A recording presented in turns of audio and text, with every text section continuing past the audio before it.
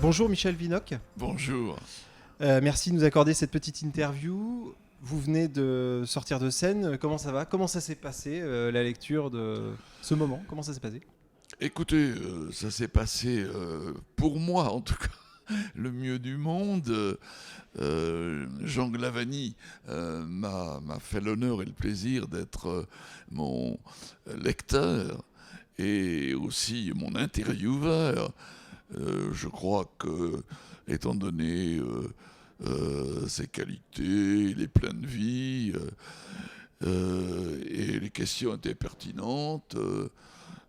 Non, pour moi, je crois que c'était un bon moment. Et le public, Et le public était très attentif, et je le voyais évidemment quand on est sur une scène, et, très intéressé apparemment, et j'étais donc d'autant plus heureux. Vous écrivez un journal intime depuis très longtemps. Est-ce que vous pouvez nous dire ce qu'il a de particulier, votre journal? Parce que voilà, c'est différent d'un journal intime classique, quoi. Oui, c'est-à-dire que quand on dit journal intime, on pense tout de suite à une dame ou à un monsieur qui se raconte et qui a des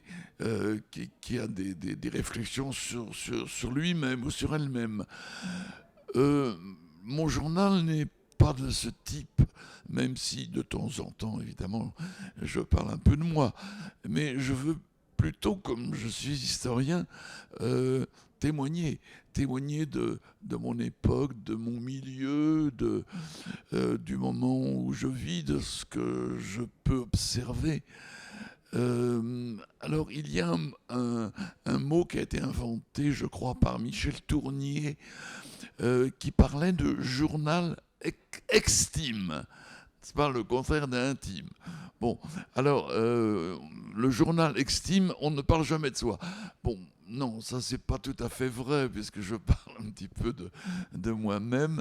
Je raconte quelques anecdotes, etc. C'est ça, vous partez de faits historiques, de l'actualité, et vous mêlez votre subjectivité finalement, c'est ça? C'est ça, oui. Mais votre aussi, regard d'historien? mais aussi mes lectures. Donc c'est pas exactement l'actualité, c'est l'actualité de ma lecture, évidemment. Oui, j'essaie à la fois d'avoir comment dire, de transmettre, si vous voulez, des réactions. Et la différence avec l'histoire, c'est que quand on écrit un livre d'histoire, on a du recul, on a des documents, et on s'efforce à l'objectivité, à l'impartialité. Tandis que quand on écrit un journal, c'est de la matière brute, c'est de la réaction. Je dirais qu'un journal, pour un historien, c'est une archive qu'on est en train de construire, qu'on est en train de bâtir. C'est l'archive de l'éphémère, du fugitif, de l'évanescent, de ce qui est immédiat, et qu'on oublie souvent plus tard. D'où l'intérêt du journal pour celui qui l'a écrit, c'est de se rappeler avec exactitude ce qu'il pouvait faire ou penser à telle époque. Alors que quand on écrit des mémoires, on le fait quand on n'a pas pris de notes, on le fait justement de mémoire, et que la mémoire n'est pas docile à la vérité.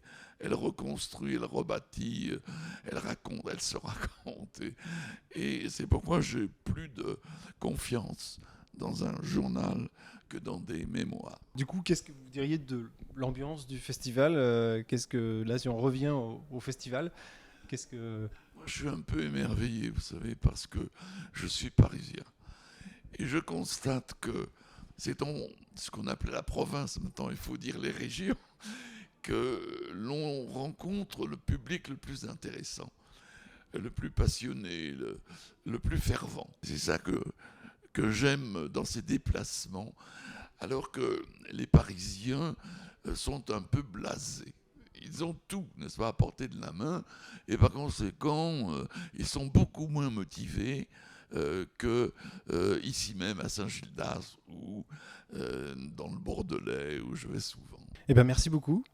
Et puis bonne continuation à vous. Au revoir.